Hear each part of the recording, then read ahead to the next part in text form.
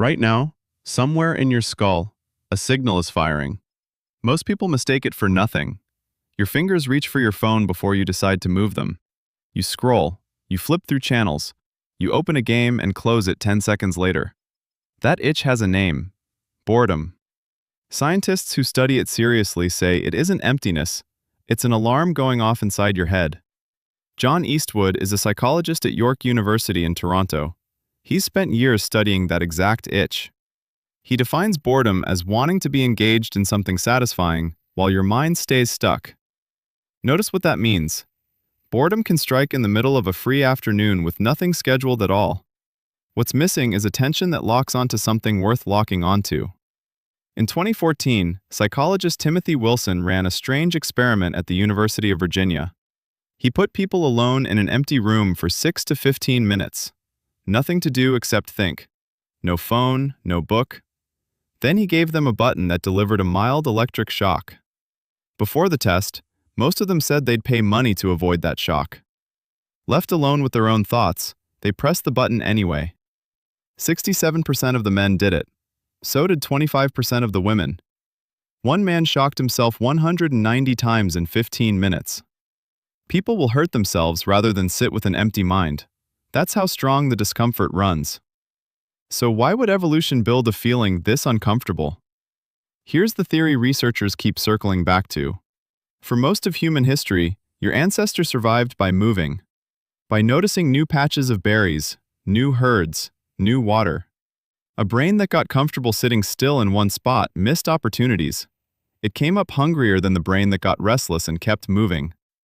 Boredom likely evolved as a push, a drop in dopamine that makes the current moment feel flat. So you go looking for something better.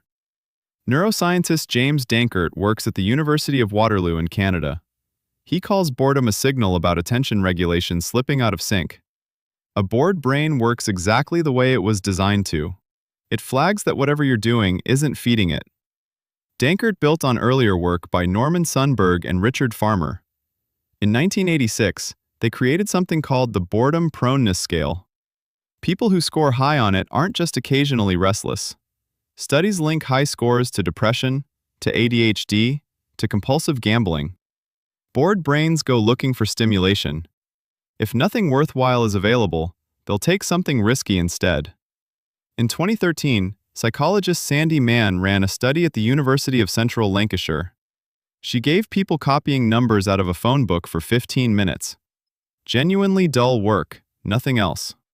Afterward, those bored participants invented more creative uses for a plastic cup. More than a group that skipped the boring task entirely.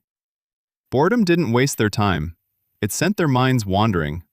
And wandering minds stumble onto ideas, focused ones miss. But ignore that signal long enough, and it stops being a nudge. It turns dangerous.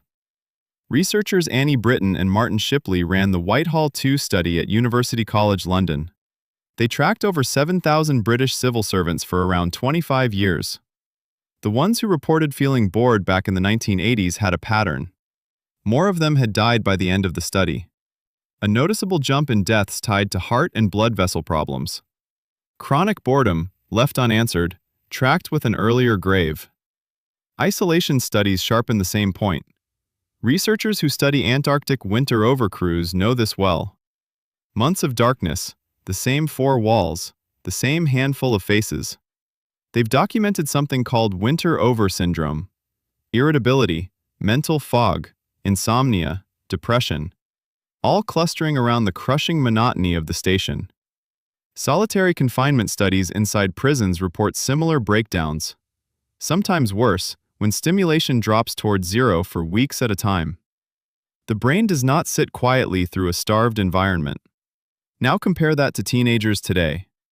Surveys show many of them report boredom several times a day, despite carrying a screen that refreshes every few seconds. Neuroscientists study something called the default mode network. It's the brain circuit that lights up when you're not focused on a task. Boredom pushes that circuit into high gear.